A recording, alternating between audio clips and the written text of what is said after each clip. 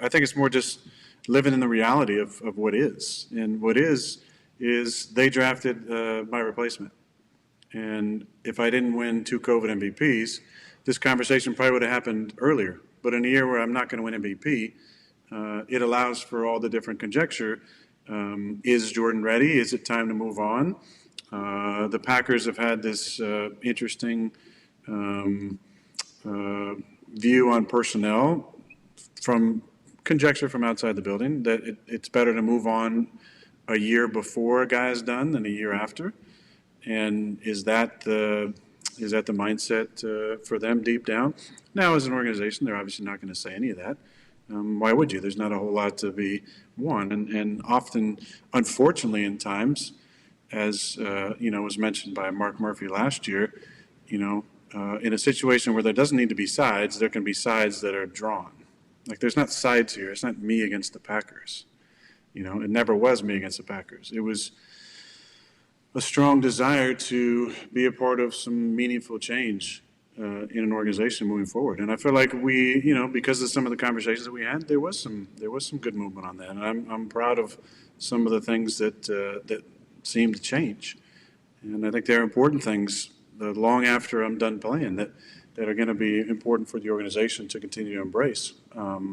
And I think that's the beauty in the relationship that we've cultivated is some great conversation and some real honest and direct conversation. That being said, I'm open to all honest and direct conversation. And if they felt like it was in the best interest of the team to move forward, so be it. That wouldn't offend me. That wouldn't make me feel like a victim. I wouldn't have any animosity towards the team. I love the team. I love the organization. I love the city. I love the region.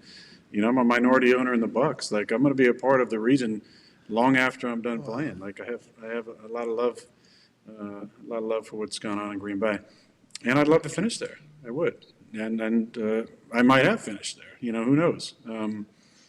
But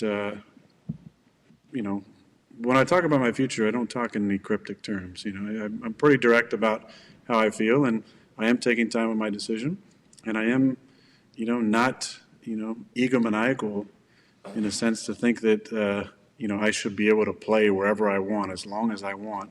There's two sides to this. There's. No, I heard you were an egomaniac. Yeah, big time. I heard you were an egomaniac. That's right. I thought that I was told. Shout out Gumpy.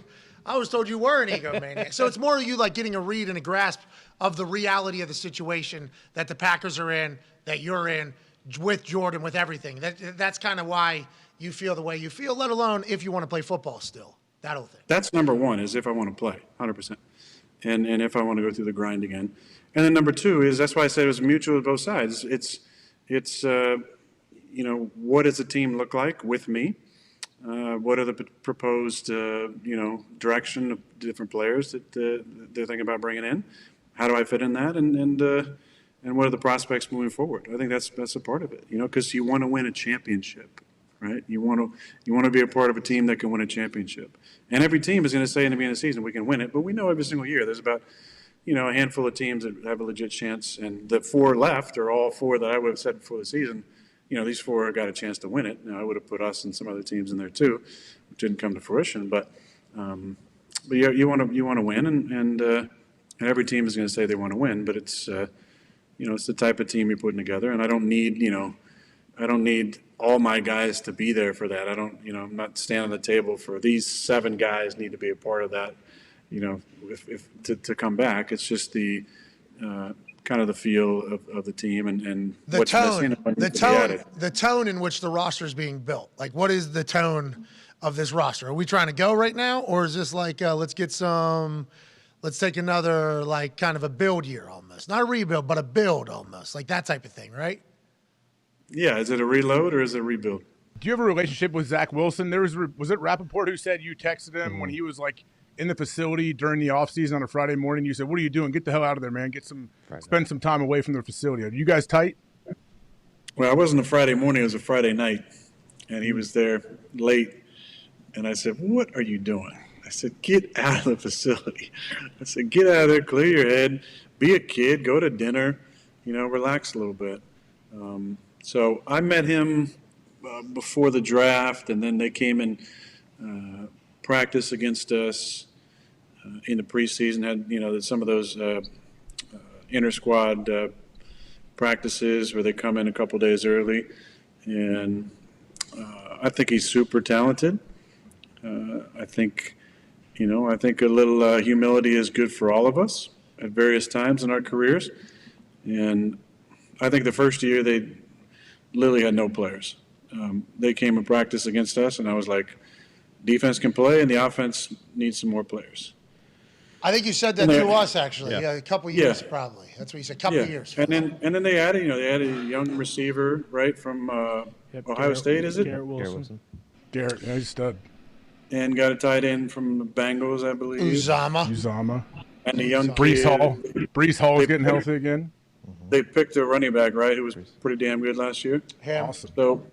So it's just, for him, it's just going to be, humility, leaning into that, and then just consistently, working on the fundamentals. I think he's so talented, but the best in the business can make all the plays outside the pocket, can move around, but fundamentally inside the pocket, like especially the two guys on the FC side, you got guys who can really play in the pocket and then also extend and make plays outside the pocket. But inside the pocket, that's where you beat teams.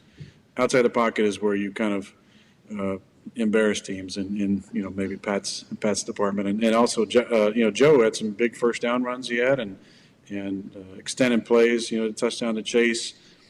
Looked like a total blown coverage on the play, but he, looked right, stepped up, moved to the left, threw a nice little ball over the top, and that's what you got to do. But you got to first win inside the pocket. So I hope that, that whoever they decide to go with at coordinator can come in and work with him and kind of break down a lot of the fundamentals for him and get him playing on time, because I think he's talented enough to have a long career in the league. Hell yeah. A lot of moxie.